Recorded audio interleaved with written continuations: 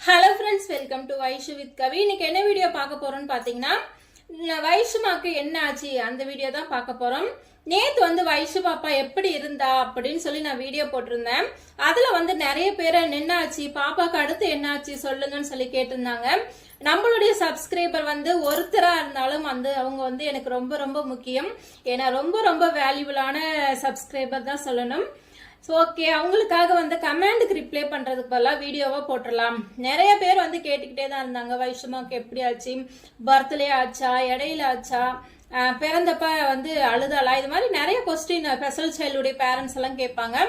இந்த வீடியோ போடுறது மூலியமா அவங்க எல்லாருக்குமே வந்து தெரிஞ்சுக்கிட்டும் அப்படின்றதுக்காக தான் இந்த வீடியோ. நேத்து வந்து எப்படி இருந்தான்னு சொல்லி வீடியோ போட்டிருந்தேன். அந்த வீடியோவை போய் பார்த்துட்டு வாங்க. அந்த வீடியோவோட லிங்க் வந்து நான் டிஸ்கிரிப்ஷன்ல தரேன், போய் பார்த்துட்டு வாங்க. அப்பதான் வந்து என்ன நடக்குது அப்படின்றது உங்களுக்கு புரியும். இடையில வந்தா எதுவும் புரியாதுன்னு தான் நான் நினைக்கிறேன். ஓகே, வாங்க வீடியோக்குள்ள போலாம். வைஷுமா வந்து எல்லா குழந்தைகளும் மாதிரி நார்மலா இருந்த குழந்தை தான். ரொம்பவுமே நார்மலா பிறந்து நார்மலா விளையாண்டு அவ செய்ய வேண்டிய சேட்டை எல்லாத்தையுமே பாத்தீங்கன்னா 2.5 வயசுக்குள்ளேயே அவ செய்ய வேண்டிய சேட்டை எல்லாத்தையுமே செஞ்சு முடிச்சுட்டா. ரொம்ப ரொம்ப ஆக்டிவா இருந்த குழந்தை தான். என்னை வந்து அவங்க அப்பா கவிதா சொல்லு அப்படின்னா கவிதா சொல்லுவா, மண்டமுக்கு சொல்லுனா மண்டமுக்கு சொல்லுவா. அவளுக்கு வந்து தண்ணி தாகம் எடுத்துச்சுன்னா அவளே தண்ணி மொண்டு குடிப்பா. தண்ணி தண்ணின்னு கேட்குவா. நிறைய வந்து பேபி வேர்ட்ஸ் பேசுறது, நல்லா பேபி வாக் நடக்கிறது. அவ வந்து நடக்கிறதுன்றத விட அவ ஓடுறது தான் அதிகமா இருக்கும். குழந்தைங்கெல்லாம் நடக்குவாங்க, பெருமையா நடப்பாங்க இல்லையா. ஆனா என் புள்ள வந்து தக்கட தக்கடன்னு ஓடதான் செஞ்சா. ஏன்னு தெரியல எனக்கு. அவ வந்து பொறுமையா நடந்தே நான் பார்த்தது கிடையாது. எடுத்த வேகத்துக்கு ஓடுறது தான். எனக்கு வந்து அப்ப எந்த ஒரு பயமும் இல்லை. ஏன்னா எங்க அக்கா பையன் அரவிந்த் வந்து குழந்தையில அப்படிதான் நடக்க மாட்டான். கீழே விட்டோம்னா நுனிக்கால்ல தான் குடு குடு குடுன்னு ஓடுவான். அது எல்லாத்தையும் நான் பார்த்ததுனால நம்ம பாவம் அப்படிதான், நம்ம பிள்ளையாட்டம் தான் இருக்கா அப்படின்னு சொல்லி நான் நினைச்சிட்டு இருந்தேன். அதுக்கப்புறம் பாத்தீங்கன்னா பட்டுவோட ஜாலியாவே எங்க லைஃப் வந்து போயிட்டு இருந்துச்சு. அன்பான கணவன், அழகான பையன், அழகு தேவதையா ஒரு குட்டி பாப்பான்னு சொல்லி என்னுடைய வாழ்க்கை ரொம்ப ரொம்ப ஹாப்பியா ஜாலியா போயிட்டு இருந்துச்சு. வைஷுமா வந்து அவளுடைய சேட்டையை நாளுக்கு நாள் செஞ்சுக்கிட்டே தான் இருந்தா. ஓகே, அது எல்லாத்தையுமே போய் போன வீடியோல பார்த்துட்டு வந்துருங்க. அதுக்கப்புறம் என்னாச்சுன்னு பாத்தீங்கன்னா, பாப்பா வந்து நாங்க திருப்பதி கூட்டிட்டு போயிருந்தோம். அதாவது நான் வைஷுமா வயிற்றுல இருக்கும் போதே வேண்டிக்கிட்டேன், பாப்பா நல்லபடியா எனக்கு பொண்ணு குழந்தை தான் வேணும், பிறந்துச்சுன்னா நான் வந்து இடைக்கு இடம் வந்து நான் காசு போடுறேன் அப்படின்னு சொல்லி வேண்டிக்கிட்டேன். அது மட்டும் இல்லாம குழந்தைக்கும் மொட்டை அடிச்சோம், பையனும் மொட்டை அடிச்சான், ஹஸ்பண்டு, அதுக்கப்புறம் நானு, எங்க அத்தை மாமா எல்லாருமே மொட்டை அடிச்சுக்கிட்டோம். நான் ஏன் மொட்டை அடிச்சேன்னு பாத்தீங்கன்னா, எங்க வசந்த் வந்து குழந்தையா இருக்கும்போது அவனுக்கு உடம்பு சரியில்லாம ஆச்சு. அப்போ வந்து நான் வேண்டிக்கிட்டேன், என் பையனுக்கு வந்து நல்லா ஆயிடுச்சுன்னா நான் வந்து என் முடியை வந்து காணிக்கையா கொடுக்குறேன் அப்படின்னு சொல்லி வேண்டிக்கிட்டேன். அதனால வந்து நானுமே மொட்டை அடிச்சிட்டேன். எல்லாமே நல்லபடியா போய் கோயிலுக்கெல்லாம் போயிட்டு ஜாலியா இருந்துட்டு வந்தோம். கோயில்ல கூட பாத்தீங்கன்னா வைஷுமா சேட்டை தாங்க முடியலைங்க. பாப்பா பாத்தீங்கன்னா திருப்பதியில கூட்டம் நிக்கும் இல்லையா, அங்கங்க எடுத்துட்டு எவ்வளவு நேரம் குழந்தைய தூக்குறது, எல்லாரும் மாத்தி மாத்தி தூக்குவோம். இருந்தாலும் வந்துட்டு கொஞ்சம் இறக்கி விட்டா போதும், ஆள் வராங்களா இல்லையான்னு பார்த்துட்டு குடு குடு குடுன்னு ஓடதான் செய்வா. அங்கேயுமே வந்து வைஷுமா வாழு ரொம்ப பண்ணிக்கிட்டு இருந்தா. திருப்பதியில கியூக்காக அங்கங்க நிறுத்துவாங்க இல்லையா, குடோன் மாதிரி. பாப்பா வந்து அவங்க அப்பா வந்து இது மேல உட்கார வச்சுட்டு காட்டிட்டு இருப்பாரு. அப்பவும் பாத்தீங்கன்னா இறக்கி விட சொல்லி டான்ஸ் ஆடுறது, கூட்டத்துல மத்தவங்க கூட வந்து பேசுறது, அதாவது ஒருத்தங்களை கூப்பிட்டு பேசுறது, இதெல்லாம் பண்ணிட்டு இருப்பான். கீழே விட்டோம்னா போதும் அங்கேயுமே குடுக்குடுன்னு ஓடுறதுன்னு சொல்லி வாழுத்தனம் நிறையவே பண்ணிக்கிட்டு இருந்தா. அது எல்லாமே வந்து ரொம்பவே பார்த்து ரசிச்சு என்ஜாய் பண்ணிட்டு இருந்தோம். அப்புறம் என்னாச்சுன்னு பாத்தீங்கன்னா, திருப்பதி போயிட்டு வீட்டுக்கு வந்துட்டோம். வீட்டுக்கு வந்ததும் வந்து பிள்ளைக்கு வந்து காய்ச்சல் அடிக்குது. அதாவது தண்ணி மாத்தணும் இல்லையா, பாப்பா போற வழியில எல்லாம் வந்து தண்ணி வாங்கி வாங்கி குடிக்கணும். பாட்டில் தண்ணி தான் இருந்தாலும் வந்து தண்ணி வாங்கி குடிக்கணும். திருப்பதியில வந்து சாப்பிட்ற இடத்துல வந்து அவங்க தண்ணி தான் கொடுப்பாங்க, அந்த தண்ணி வந்து வாங்கி கொடுக்கணும். வாங்கி குடிச்சோம். அப்புறம் குளிக்கிறது எல்லாமே பச்சை தண்ணி தான். பிள்ளைக்கு வந்து தண்ணி ஊத்துறது செட் ஆகலையா என்னன்னு தெரியல. வீட்டுக்கு வந்ததும் பாத்தீங்கன்னா காய்ச்சல். ஒரு நாள் காய்ச்சல் தான், பெருசாலாம் காய்ச்சல் இல்லை, ஒரு நாள் காய்ச்சல் தான், சளி காய்ச்சல் தான். ஹாஸ்பிட்டல் ரெகுலரா போகக்கூடிய ஹாஸ்பிட்டல் கிளினிக் தான் போனோம். அவங்க வந்து கை வச்சாலே வைஷ்மாக்கு சரியாயிடும். பார்த்துட்டு அப்புறம் நல்லாயிட்டா.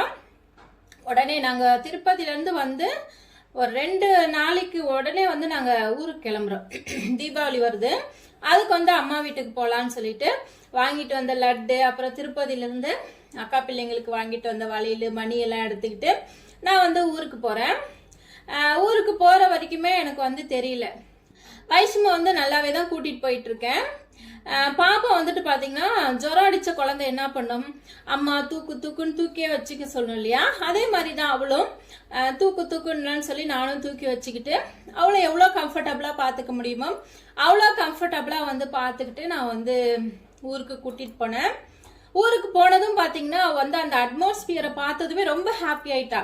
ஏன்னா பெங்களூர் சிட்டியில் ஒரு சின்ன வீட்டில் இருக்கக்கூடிய சின்ன வீட்லயே அடைச்சி வச்சு விளையாடக்கூடிய ஒரு குழந்தை அப்படியே பெரிய இடத்த பார்த்து விளையாட இடம் கிடைச்சதும் என்ன பண்ணும், ஜாலியா ஓடி ஆடி விளையாடும் இல்லையா. அதே மாதிரி வைஷ் என்ன பண்றா, போனதும் நம்ம ஜாலி ஆயிடுச்சு, நம்ம ஊருக்கு வந்துட்டோம், ஆயா ஊருக்கு வந்துட்டோம்னு சொல்லிட்டு போனதும் பாத்தீங்கன்னா ரொம்பவுமே ஹாப்பி ஆயிட்டா. கீழே இறக்கி விட்டதும் அங்க ஓடுறது இங்கேயும் ஓடுறது. அதுக்கப்புறம் வந்து மேட்டு, எங்க வீட்டு முன்னாடி வந்து மேடு மாதிரி இருக்கும், அந்த மேட்ல ஏறி மண்ணை நோண்டி நோண்டி வந்து வைஷ்மா நம்ம பாக்குறோமா இல்லையான்னு பாத்துக்கிட்டே இருப்பா. அப்படியே எடுத்து நக்கிடுவா. அப்புறமேட்டுக்கு பண்ணக்கூடாது அப்படின்னு சொல்லி மிரட்டுறது, அடிக்கிறது, சும்மா அடிக்கிறது, இது மாதிரிலாம் பண்ணுவோம். அதுக்கப்புறம் பாத்தீங்கன்னா நாங்க யாருமே வந்து வைஷ்மா நடைய வந்து கவனிக்கவே இல்லை. ஆனா எங்க பெரியம்மா கவனிச்சுட்டாங்க. கவனிச்சுட்டு கூப்பிட்டு, குட்டி என்ன புள்ள இப்படி நடக்கிறா அப்படின்னு சொல்லி கூப்பிட்டு கேட்டாங்க. என்ன தெரியலையே, எனக்கு வந்து சரியா தெரியல. அப்புறமேட்டுக்கு சோளமான்னு கூப்பிட்டு எங்க அம்மாட்ட சொல்றாங்க, இது மாதிரி என்ன புள்ள ஒரு கால் இழுத்து இழுத்து வைக்கிறா பாரு அப்படின்றாங்க. அப்பதான் வந்து கவனிச்சு நாங்க பாக்குறோம், புள்ளைய கீழே விட்டு போறத வந்து கவனிச்சு உத்து பாக்குறோம். அப்பதான் தெரியுது ரைட் லேக்க வந்து ஒரு காலை வந்து சுண்டி எடுத்து வைக்கிறா. அதாவது நல்லா வந்து காலை இப்படி வச்ச குழந்தை ஒரு காலை இப்படி எடுத்து வைக்கும் போது சுண்டி எடுத்து வைக்க ஆரம்பிச்சா. அப்பவே பாத்தீங்கன்னா அங்க இருந்த பெரியவங்களாம் ஏதாவது சுளுக்கு பிடிச்சிருக்கோம் அப்படின்னு சொல்லி எண்ணெய் வச்சு கிராமத்துல நீவுவாங்க இல்லையா, அது மாதிரி வந்து கவட்டியில இருந்து எண்ணெய் எல்லாம் போட்டு நீவுனாங்க. அதாவது வயசானவங்க நீவனா சுளுக்கெல்லாம் இல்ல, புள்ள கால் நல்லா தான் இருக்கு, சுளுக்கு இருந்தா கத்துவாளே அப்படின்னு சொன்னாங்க. சரி உடனே வந்து நாங்க லேட் பண்ண வேணாம்னு சொல்லி ஆத்தூர்ல இருக்கக்கூடிய ஒரு ஹாஸ்பிட்டல், தனியார் ஹாஸ்பிட்டல் தான் கூட்டிட்டு போனோம். அங்க போனா வந்துட்டு அவங்க பார்த்துட்டு இல்ல ஒன்னும் இல்ல நல்லா தான் இருக்குது அப்படின்னு சொல்லிட்டாங்க.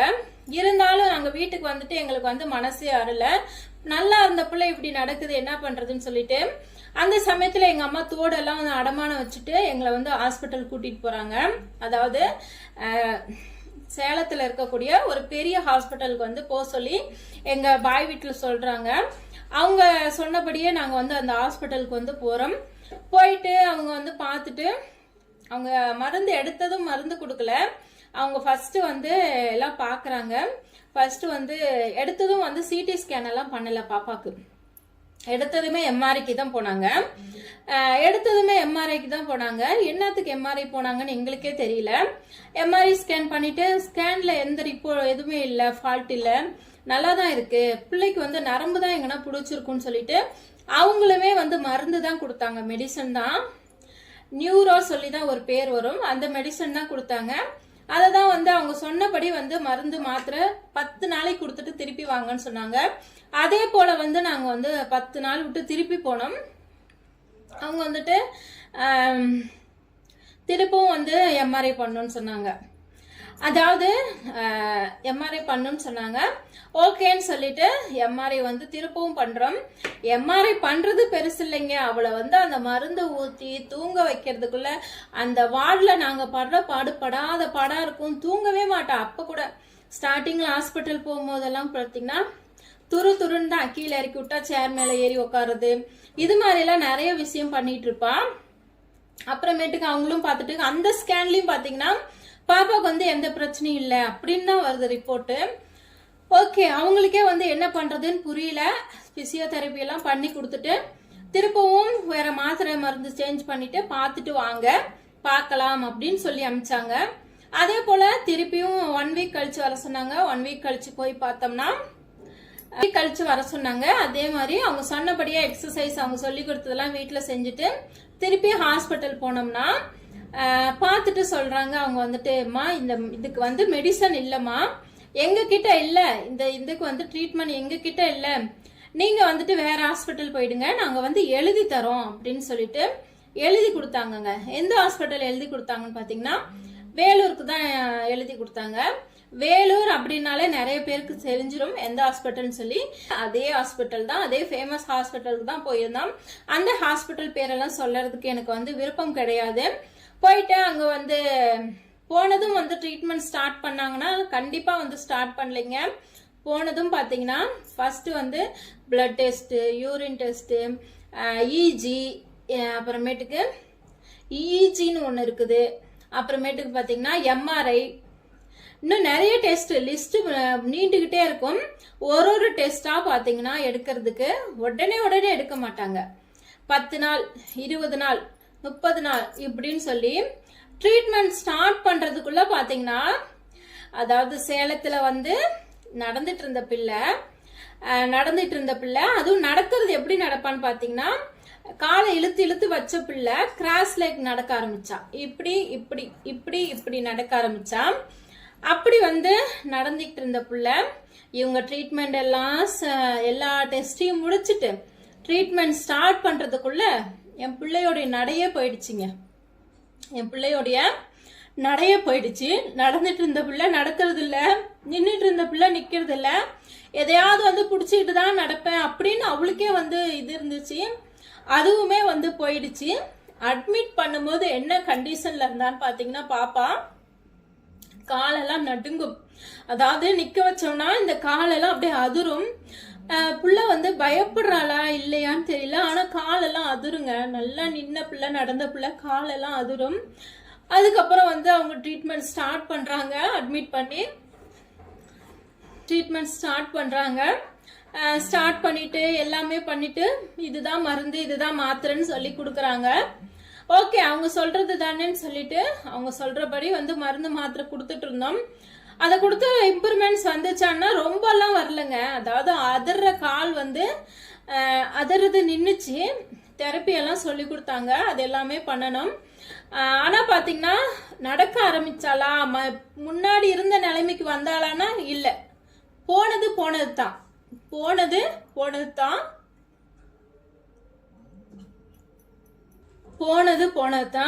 பாப்பா வந்து நடந்துட்டு இருந்த பிள்ளை, நின்னுகிட்டு இருந்த பிள்ளை, புடிச்சிட்டு நடந்துட்டு இருந்த பிள்ளை எல்லாமே போயிடுச்சு.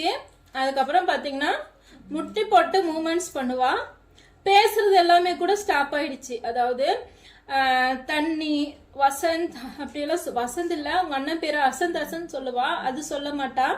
இன்ன வரைக்குமே வயசுமா சொல்ற ஒரே ஒரு வார்த்தை அம்மா. அப்பாலாம் சொல்றதெல்லாம் நிறுத்திட்டா, எப்பவே நிறுத்திட்டா. இதெல்லாம் டவுனும் எப்ப ஆச்சுன்னு பாத்தீங்கன்னா, மெடிசன் அவங்க கொடுத்த மெடிசன் கொடுத்துக்கிட்டே தான் இருக்கும். இருந்தாலும் வந்து பாப்பா வந்து டவுன் ஆயிட்டா. அதுக்கப்புறம் இம்ப்ரூவ்மெண்ட்ஸ் வந்துச்சா அப்படி மெடிசன் கொடுத்துன்னு பாத்தீங்கன்னா இம்ப்ரூவ்மெண்ட்ஸ்னு ஒண்ணுமே கிடையாதுங்க.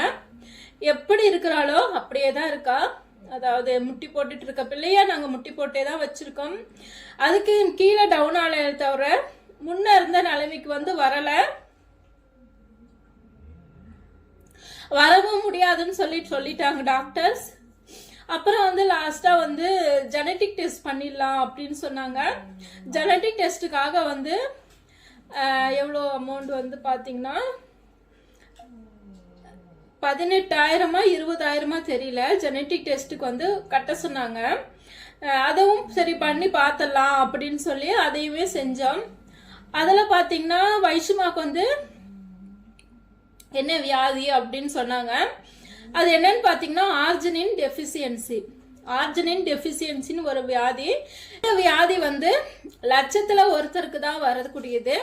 இதை வந்துட்டு நம்ம வந்து குழந்தைக்கு வந்து லோ புரோட்டீன் ஃபுட்டு கொடுத்துக்கிட்டு புரோட்டீன் லெவல்ல கரெக்டா வச்சு ஊட்டிக்கிட்டு இருந்தோம்னா அது மேலும் வந்து நிலைமை சீரியஸ் ஆகாம குழந்தைய வந்து இப்ப என்ன கண்டிஷன்ல இருக்காலோ இதையே வந்து நம்ம மெயின்டைன் பண்ணிட்டு போயிடலாம் இது கூடயே மெடிசனும் கொடுத்தாங்க, அதையுமே வந்து கொடுத்துட்டு இருந்தோம். இன்னமுமே வந்து வைஷ்மாக்கு மெடிசன் கொடுத்துட்டு தான் இருக்கோம். ஒரே ஒரு மெடிசன் வந்து ஸ்டாப் பண்ணோம். அது வந்து அவங்களே வந்து 3 மாசம் கொடுப்பாங்க, 3 மாசம் நிறுத்துவாங்க. அது வந்து சோடியம் பென்சோயிட் அப்படின்னு ஒரு மருந்து வந்து கொடுத்துட்டு இருந்தாங்க. அது கொடுக்கும்போது இம்ப்ரூவ்மெண்ட்ஸ் எல்லாம் வரல, அப்படியே இருந்தா வைஷ்மா வந்து எந்த நிலைமையில ஸ்டாப் ஆனாலோ அப்படியே இருந்தா. முட்டி போட்டுட்டு வேகமா போவா. இப்ப வந்து முட்டி போட்டுட்டு வேகமா போடுறது இல்ல, ஒரே இடத்துல இருந்துட்டு தடவி தடவி இது பண்ணிட்டு இருக்கா. கொஞ்சம் மூவ் பண்ணி அதை இது எடுக்க ட்ரை பண்ணிட்டு இருக்கா. அதாவது கிரால் பண்ணிக்கிட்டு இருந்த குழந்தை, கிராலிங்ல போயிட்டு இருந்த குழந்தை இப்போ வந்து ஒரே பொசிஷன்ல இருக்கா. நாமளே முட்டி போட்டு வச்சோம்னா முட்டி போட்டு கொஞ்சம் ட்ரை பண்றா, முன்னாடி போய் ஏதாவது எடுக்க பிடிக்க அதெல்லாம் ட்ரை பண்றா. இது எல்லாமே வந்து யார் செய்த குற்றம் அப்படின்னு பாத்தீங்கன்னா யார் மேலேயும் குத்தம் சொல்ல முடியாதுங்க. அதாவது டாக்டரையும் வந்து குத்தம் சொல்ல முடியாது, ஏன்னா அவங்க உயிரை காப்பாற்றக்கூடியவங்க. கண்டிப்பா வந்து அவங்களால முடிஞ்சிருந்தா கண்டிப்பா வந்து அவங்களால முடிஞ்சிருக்கும். ஆனா அவங்களாலயும் முடியாது, கைமீறி போயிடுச்சு. அவங்களையுமே இந்த நேரத்துல வந்து நான் குத்தம் சொல்லி ஒண்ணுமே ஆக போறது இல்ல, ஏன்னா என் தலையில என்ன எழுதிருக்கோ அதுதான் நடக்கும். அப்புறம் பாத்தீங்கன்னா கடவுளை குத்தம் சொல்லலான்னு பார்த்தா அவரையும் குத்தம் சொல்ல முடியாது, ஏன்னா எல்லா இடத்துலயுமே கேட்டாச்சு இது வந்து சாமி குத்தமா என்ன எதுன்னு சொல்லி. கனி கேட்டாச்சு, எல்லாமே பார்த்தாச்சு, அதுவும் இல்லைன்னு சொல்லிட்டாங்க. இட்ஸ் ஓகே, வைஷ்மா வந்து இருக்கிற வரைக்கும் வந்து ஹாப்பியா வச்சுக்கலாம். அவளுக்காக வந்து நான் இருக்கேன், எனக்காக அவ இருக்கா. என்னுடைய லைஃப்ல வந்து வைஷ்மா வந்தது நான் வந்து ரொம்ப ஹாப்பியா தான் நினைக்கிறேன். ஏன்னா என்னை எப்பயுமே அளவிட மாட்டா. எப்பவுமே நான் அழுவதை பார்த்தோன்னா ரொம்பவுமே தேம்பி தேம்பி அழுவா. அதுக்காக தான் அவ தூங்குற நேரத்தில் நான் வந்து வீடியோ எடுத்துட்டு இருக்கேன். ஓகே, சாரி, இது வந்து நான் உங்களை மனசு கஷ்டப்படுத்தணும்னு சொல்லல. இருந்தாலும் வைஷ்மாவை பத்தி கேக்குறீங்க, தெரிஞ்சுக்கணும் இல்லையா நீங்களும். வைஷ்மா வந்து பிறப்புலயே இப்படி இல்லை, இடையில தான் ஆச்சு. அதுக்கப்புறம் போனது வந்துச்சான்ல வரல. ஓகே, இதுக்கப்புறம் வந்து என் வாழ்க்கையை நான் வாழ்ந்துட்டு இருக்கேன். எல்லா நோடையும் வந்து ஸ்ட்ரகிளா தான் இருக்கும்.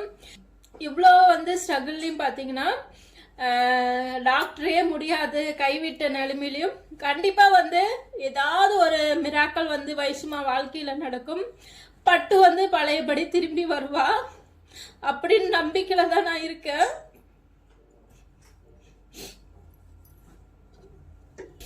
ஓகே, இந்த வீடியோ வந்து உங்க மனசை கஷ்டப்படுத்தணும்னு சொல்லி போடல, ஏன்னா இதை போட்டுதான் ஆகணும். ஏன்னா என்னைக்கா இருந்தாலும் இந்த வீடியோ போட்டுதான் ஆகணும். நான் வந்து பட்டர்ஃப்ளை வீடியோ போட்டப்பயே நிறைய பேர் கேட்டாங்க. ஒரு ஷார்ட்ஸ் வீடியோ போட்டப்பயே வந்து நிறைய பேர் வைஷ்மாக்கு என்ன பிரச்சனை என்ன ஆச்சு சொல்லுங்கன்னு. அதுலயும் அந்த வீடியோல நிறைய ஸ்பெஷல் குழந்தையோட பேரண்ட்ஸ் எல்லாம் வந்து கேட்பாங்க. இப்ப கழுத்து நின்னுச்சா சரியா, பாப்பாக்கு கழுத்து நின்னுச்சா, நிறைய டவுட்ஸ் எல்லாம் கேட்பாங்க. அப்பவே வந்து இந்த வீடியோ போட்டுக்கணும். ஏன்னா ஒண்ணு வந்து ட்ரெண்ட் ஆகும் போது தான் அடுத்த வீடியோ போட்டா ட்ரெண்ட் ஆகும்னு சொல்லுவாங்க. இந்த வீடியோ எனக்கு ட்ரெண்ட் ஆகுதோ இல்லையோங்க, என்னுடைய பாரத்தை வந்து இந்த யூடியூப்ல எனக்கு கிடைச்ச எல்லா சொந்தங்கள்ட்டையும் நான் வந்து சொல்லியிருக்கேன். நீங்க எல்லாருமே பாத்தீங்கன்னா வீடியோ பாக்குறதோட நிறுத்தாம வைஷ்மாக்காக ப்ரே பண்ணிக்குவீங்க, எனக்காக ப்ரே பண்ணிக்குவீங்க, எங்களுக்கு சப்போர்ட்டா இருப்பீங்க. நீங்க கொடுக்குற ஒரு வார்த்தையும் பாத்தீங்கன்னா மோட்டிவேஷனா இருக்கும், எனக்கு மோட்டிவேஷனா இருக்கும். அதுக்காக தான் இந்த வீடியோ போட்டேன். யாரும் தப்பா எடுத்துக்காதீங்க, எல்லார்ட்டையும் சாரி கேட்டுக்கிறேன். யாரும் வந்து இந்த வீடியோ பார்த்து மனசு கஷ்டமா இருந்தா என்ன இப்படி வீடியோ போட்டாங்கன்னு சொல்லி தப்பா மட்டும் எடுத்துக்காதீங்க. என்னுடைய ஃபீலிங்ஸை வந்து சொல்றதுக்கு இந்த யூடியூப் வந்து ஒரு பிளாட்ஃபார்ம் எனக்கு கிடைச்சிருக்கு. அழுக வந்தா அழுதுருவேன், நானு சிரிப்பு வந்தா சிரிச்சிருப்பேன். நானும் மனுஷிதான், எனக்கும் அழுக சிரிப்பு எல்லாமே வரும். எல்லாத்தையும் கடந்துதான் என் வாழ்க்கையை போயிட்டு இருக்குது. ஓகே ஃப்ரெண்ட்ஸ், இந்த வீடியோ வந்து நான் இதோட முடிச்சுக்கிறேன். பி பாசிட்டிவ் ஃப்ரெண்ட்ஸ், நல்லதே நினைப்போம் நல்லதே நடக்கும். வேறு ஒரு வீடியோல உங்க எல்லாருமே சந்திக்கிறேன். Tata bye by.